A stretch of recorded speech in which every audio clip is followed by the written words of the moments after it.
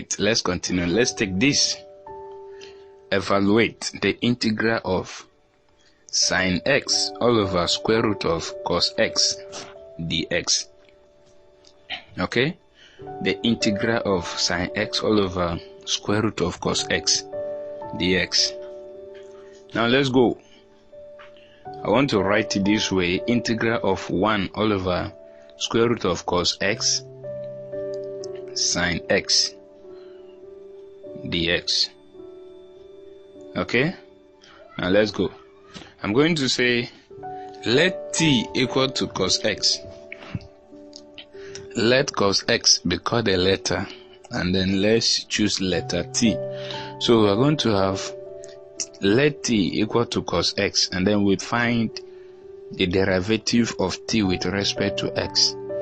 So we're going to have the t all over the x is equal to minus sin x. Minus sin x. Okay. Now we are going to cross multiply. Then when you cross multiply, we're going to have minus sin x dx is equal to dt. So I want to divide both sides by minus 1. So I will have sin x dx is equal to minus dt. Okay, good.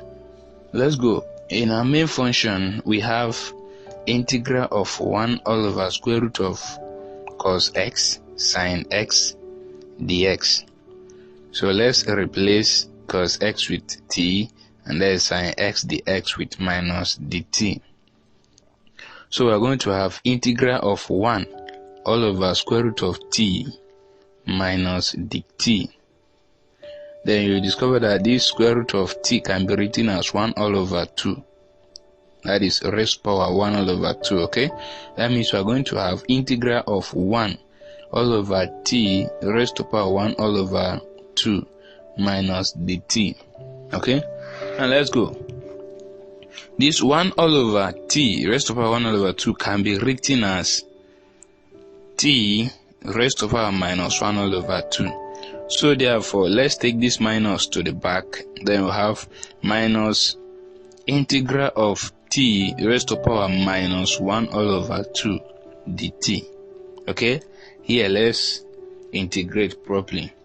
So we're going to have minus open bracket t raised to power minus 1 all over 2 plus 1 all over minus 1 all over 2 plus 1 plus c.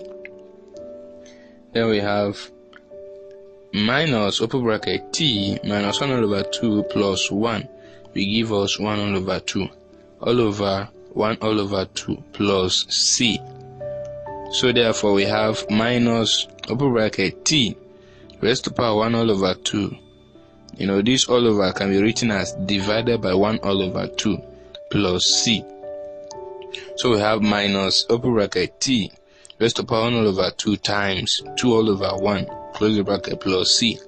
Then we have minus 2t raised to power 1 all over 2 plus c.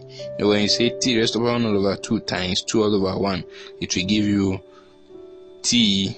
It will give you 2t raised to power 1 all over 2. Okay, so therefore altogether we have minus 2t raised to power 1 all over 2 plus c.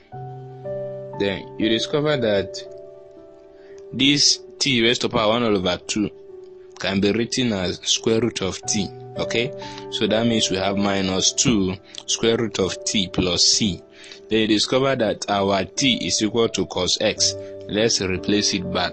So therefore we are going to have minus 2 square root of cos x plus c.